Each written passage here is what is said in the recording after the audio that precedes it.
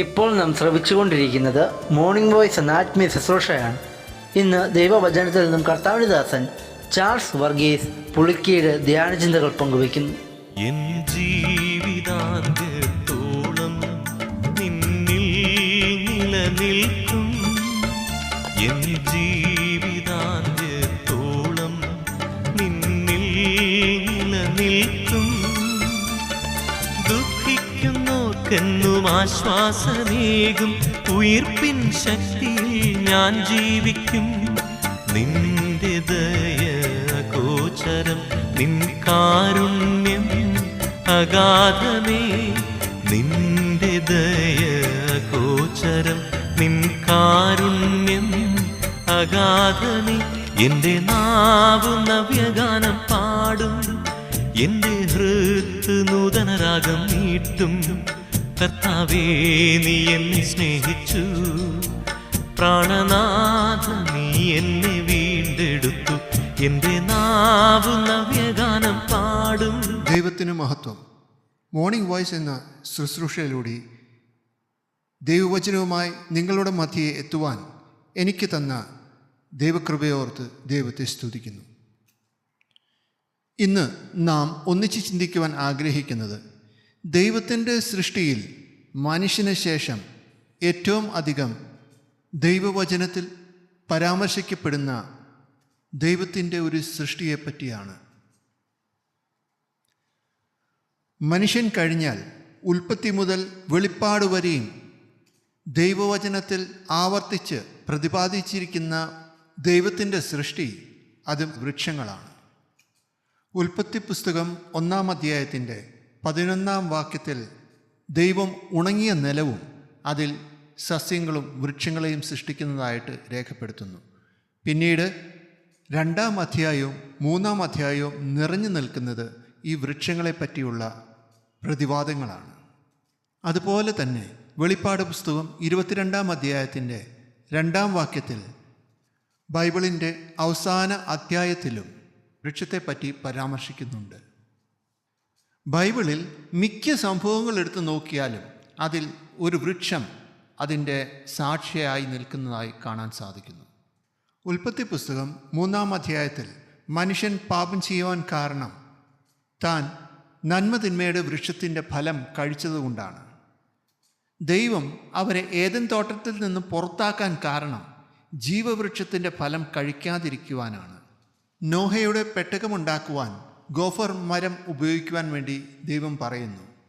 പിന്നെ അബ്രഹാമിൻ്റെ ജീവിതത്തിലെ മമ്രയുടെ തോപ്പ് മറക്കുവാൻ സാധിക്കാത്ത ഒരു സംഭവമാണ്. ഇങ്ങനെ എത്രയേറെ സംഭവങ്ങൾക്ക് വൃക്ഷങ്ങൾ സാക്ഷികളാണ്. വൃക്ഷങ്ങൾ സംഭവങ്ങൾക്ക് ഒരു സാക്ഷി മാത്രമല്ല, അനേക ദൈവവചന സത്യങ്ങൾ ദൈവം നമ്മെ പഠിപ്പിക്കുവാൻ വേണ്ടി ഉപയോഗിക്കുന്ന ഒരു മാധ്യമം കൂടിയാണ്. മറ്റ് ജീവജാലങ്ങളെപ്പോലെ വൃക്ഷങ്ങൾക്ക് ചലിക്കുവാനോ സംസാരിക്കുവാനോ അനങ്ങുവാനോ കഴിയുകയില്ല എങ്കിലും വളരുകയും പ്രത്യുൽപാദന കഴിവും ഉള്ളതാണ്.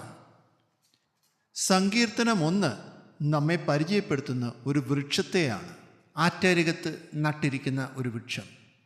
അതിൻ്റെ ഇല വാടുന്നില്ല, അത് തക്ക കാലത്ത് ഫലം കായ്ക്കുന്നു. ഒരു നീതിമാനോടാണ് ഈ വൃക്ഷം ഉപമിച്ചിരിക്കുന്നത്. ആ വ്യക്തിയുടെ പ്രത്യേകത 2-ാം വാക്യത്തിൽ നമുക്ക് കാണാൻ സാധിക്കും. യഹോവയുടെ ന്യായപ്രമാണത്തിൽ സന്തോഷിച്ച് ദൈവത്തിൻ്റെ ന്യായപ്രമാണത്തെ രാപ്പകൽ ധ്യാനിക്കുന്ന ഒരു വ്യക്തി. അതിനാൽ അവൻ്റെ ഇല വാടുന്നില്ല, തക്ക സമയത്ത് അവൻ ഫലം കായ്ക്കുകയും ചെയ്യുന്നു.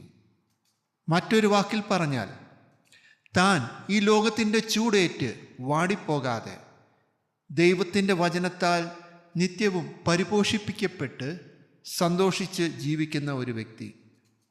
ഇങ്ങനെയുള്ള വ്യക്തികൾ ദൈവം എന്ത് പറഞ്ഞാലും അത് ചെയ്യുവാൻ തയ്യാറായി നിൽക്കുന്നവരാണ്. അവർക്കൊരു മടിയുമില്ല, ഒരു താമസവുമില്ല, എപ്പോഴും റെഡിയാണ്. ഇത് തന്നെയാണ് നമുക്ക് ദാവീദിലും കാണുവാൻ സാധിക്കുന്നത്. മല്ലനായ ഫെലിസ്ത്യൻ്റെ വെല്ലുവിളി കേട്ടപ്പോൾ ഒന്നും നോക്കാതെ തൻ്റെ ദൈവത്തിനും തൻ്റെ ജനത്തിനും വേണ്ടി പോരാടാനായി സമർപ്പിക്കുന്ന ദാവീദ്.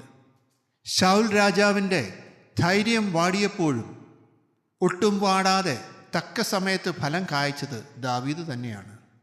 സങ്കീർത്തനം 1-ാം അധ്യായത്തിൻ്റെ വൃക്ഷത്തിൻ്റെ പ്രത്യേകത അത് ആറ്റരികത്ത് നട്ടിരിക്കുന്ന വൃക്ഷമാണ്. വെള്ളം ദൈവവചനത്തിന് ഒരു പ്രതീകമാണ്. എഫേസ്യർ 5:27 പൗലോസ് പറയുന്നത് കർത്താവ് തൻ്റെ സഭയെ വചനത്തോടു കൂടിയുള്ള ജലസ്നാനത്താൽ ശുദ്ധീകരിക്കുന്നു എന്നാണ്. പാപത്തിൻ്റെ ഭയത്തിൽ നിന്ന് വിടുതൽ കിട്ടുവാൻ വേണ്ടിയും ആത്മീകമായി ബലം പ്രാപിക്കുവാൻ വേണ്ടിയും ദൈവവചനത്തെ രാപ്പകൽ ധ്യാനിച്ചാൽ മാത്രമേ സാധിക്കുകയുള്ളൂ. വൃക്ഷങ്ങൾ ആറ്റരികത്ത് മാത്രമല്ല കാണപ്പെടുന്നത്. ഏറ്റവും ഉണങ്ങിയ വെള്ളമില്ലാത്ത വരണ്ട അവസ്ഥയിലും വൃക്ഷങ്ങൾ വളർന്നതായി കാണുവാൻ സാധിക്കുന്നു. ഇതിൻ്റെ കാര്യം അവയുടെ വേര് വളരെ ദൂരം സഞ്ചരിച്ച് വെള്ളത്തിനായി അവർ അന്വേഷിക്കുന്നു. യെശയ്യാപ്രവചനം 53-ാം അധ്യായത്തിൻ്റെ 2-ാം വാക്യത്തിൽ നമ്മുടെ കർത്താവായ യേശുക്രിസ്തുവെക്കുറിച്ച് ഒരു പരാമർശം ഇങ്ങനെയുണ്ട്: വരണ്ട നിലത്തിൽ വേർമുളച്ച ഒരു ഇളം തൈ പോലെ എന്ന്. നമ്മുടെ കർത്താവായ യേശുക്രിസ്തു നമുക്ക് നല്ലൊരു മാതൃകയാണ്. കർത്താവിൻ്റെ മാതൃകകൾ നമ്മുടെ ജീവിതത്തിൽ പിൻപറ്റണമെന്നാണ് ദൈവം നമ്മെക്കുറിച്ച് ആഗ്രഹിക്കുന്നത്. ചിലപ്പോൾ വരണ്ട അവസ്ഥയിൽ കൂടി നമ്മൾ കടന്നു പോയി എന്ന് വരും. എന്നാലും നമ്മുടെ ദാഹവും നമ്മുടെ ആഗ്രഹവും നമ്മുടെ കർത്താവിനോടായിരിക്കണം. മാൻ നീർത്തോടിനായി ദാഹിച്ച് കാംക്ഷിക്കുന്നത് പോലെ നാമും നമ്മുടെ കർത്താവിൻ്റെ വചനത്തിനായി നമ്മൾ കാംക്ഷിച്ച് അത് അന്വേഷിച്ച് ജീവിക്കുന്നുവെങ്കിൽ ഉറപ്പായി ദൈവം അത് നമുക്ക് നൽകിത്തരും. ഈ ലോകത്തിൽ വെള്ളമില്ലാത്ത ഒരു സ്ഥലം പോലുമില്ല. ലോകത്തെ സൃഷ്ടിച്ചത് വെള്ളത്തിലാണ്.